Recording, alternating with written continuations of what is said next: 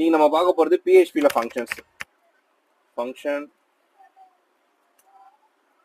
Right message camel கேஸ்ல use பண்ணியிருக்கேன். Echo hello Naushad message ஃபங்க்ஷனை கால் பண்றேன். Right message answer is function.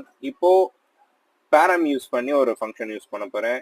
A, B. இப்போ 2 பேரம் யூஸ் பண்ணியிருக்கேன். இதுக்கு ஒரு வேரியபிள்